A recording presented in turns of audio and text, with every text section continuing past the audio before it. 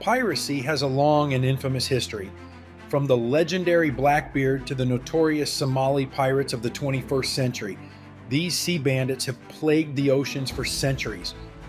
But what exactly happens when modern-day pirates target a U.S. vessel?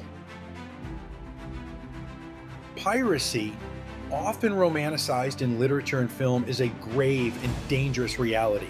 The roots of piracy stretch back to ancient times when sea robbers threatened the maritime trade routes of the Greeks and Romans. During the golden age of piracy, from the late 17th to early 18th centuries, infamous pirates like Blackbeard and Captain Kidd terrorized the Caribbean and the Atlantic Ocean. In contemporary times, piracy has shifted to new hotspots, notably off the coast of Somalia and in the Gulf of Guinea. These modern pirates often operate with sophisticated tactics and weaponry, making them formidable adversaries on the high seas. Unlike their predecessors, today's pirates are driven not only by the lure of treasure, but also by complex socioeconomic factors and sometimes organized crime networks. First, let's identify what kind of ship we're talking about. The U.S. has a variety of vessels ranging from massive cargo ships and oil tankers to sophisticated naval warships. Pirates typically target commercial ships for their valuable cargo rather than heavily armed military vessels.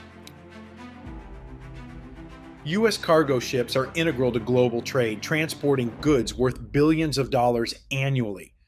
These ships vary in size and function, including container ships, bulk carriers, and tankers. Their primary vulnerability lies in their valuable cargo and often lengthy, isolated journeys through pirate-infested waters. While naval warships equipped with advanced weaponry and defense systems are less likely targets, commercial vessels are attractive due to their high-value cargo and the potential for ransom from kidnapped crew members. Understanding the specific type of ship under attack is crucial in assessing the response and potential risks involved. Imagine a scenario where a group of pirates decides to attack a U.S. cargo ship. These pirates, often armed with AK-47s, RPGs, and small speedboats, approach the vessel with the intent to board and hijack it. The crew, trained for such situation, immediately sends a distress signal. The attack typically begins at dawn or dusk when visibility is lower. Pirates use small, fast boats called skiffs to approach the ship stealthily. Armed with automatic rifles and rocket-propelled grenades, they aim to overpower the crew quickly and take control of the vessel. The crew's training kicks in as they follow established protocols to deter the attackers.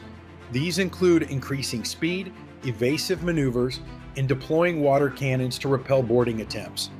Despite these efforts, the pirates may manage to secure grappling hooks and ladders to board the ship.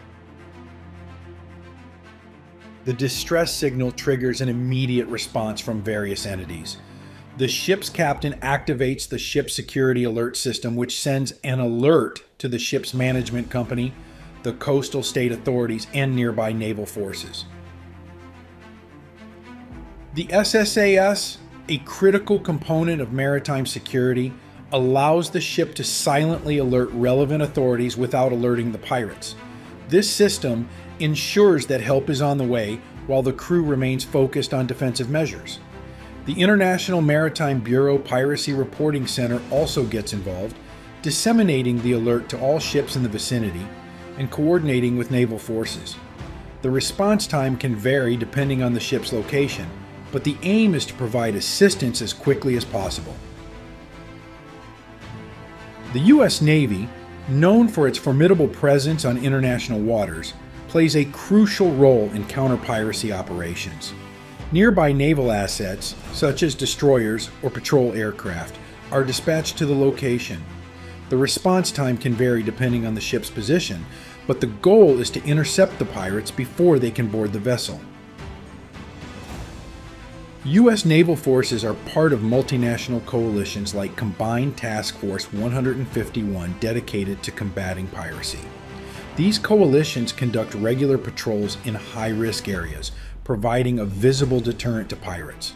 The presence of a naval ship or aircraft can often be enough to dissuade pirates from continuing their attack.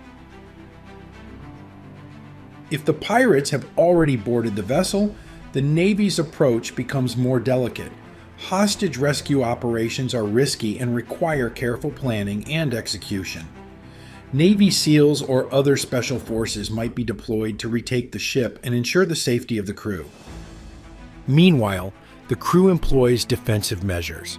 These can include evasive maneuvers, water cannons, and the use of a citadel, a secure room where the crew can take refuge. Some ships also have armed security teams on board who can engage the pirates if necessary. The citadel, a reinforced safe room, is equipped with communication tools, supplies, and often an independent ventilation system. It is designed to be impregnable, allowing the crew to remain safe until help arrives. The pirates unable to access the crew or control the ship are left in a vulnerable position. Armed security teams, often composed of private contractors, provide an additional layer of defense. Their presence on board can be a significant deterrent, as engaging an armed opponent increases the risks for the pirates. These teams are trained to use non-lethal measures first, resorting to firearms only when necessary. Combating piracy is not just a task for the U.S. Navy. It involves international cooperation. Organizations like the Combined Maritime Forces and NATO conduct coordinated patrols and share intelligence to protect vital shipping lanes. International maritime organizations, such as the International Maritime Organization, play a key role in developing global strategies to combat piracy. These strategies include legal frameworks, best practices for ship owners, and capacity-building initiatives for coastal states. Regional cooperation is also essential. For example, in the Gulf of Guinea, countries have established joint patrols and information-sharing mechanisms to address the piracy threat. These collaborative efforts enhance the overall security of international waters. If pirates are captured, what happens next? The legal process can be complex. Pirates are often prosecuted under international law or in the courts of the country whose ship was attacked. The United Nations Convention on the Law of the Sea provides a framework for addressing piracy, but jurisdiction can be tricky. Under UNCLOS, piracy is defined as any illegal act of violence, detention, or depredation committed for private ends on the high seas. This definition allows for universal jurisdiction, meaning any state can prosecute pirates regardless of their nationality or where the crime occurred. However, practical challenges arise in prosecuting pirates. Evidence collection, witness testimonies, and the logistics of trial proceedings can be difficult.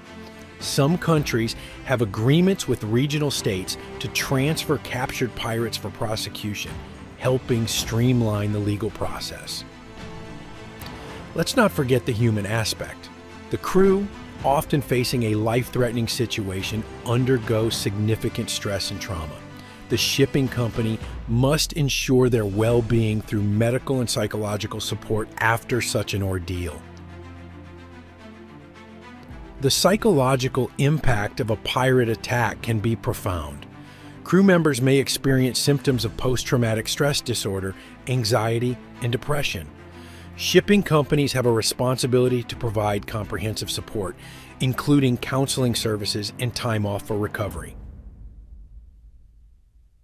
Family members of the crew also face significant stress and uncertainty during and after an attack.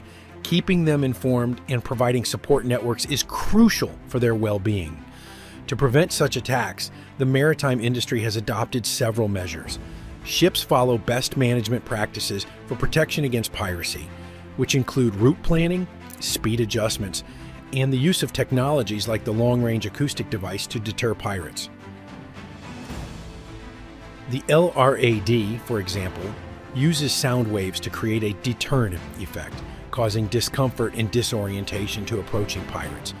Additionally, advanced radar and surveillance systems help detect potential threats at a greater distance, allowing ships to take evasive action sooner.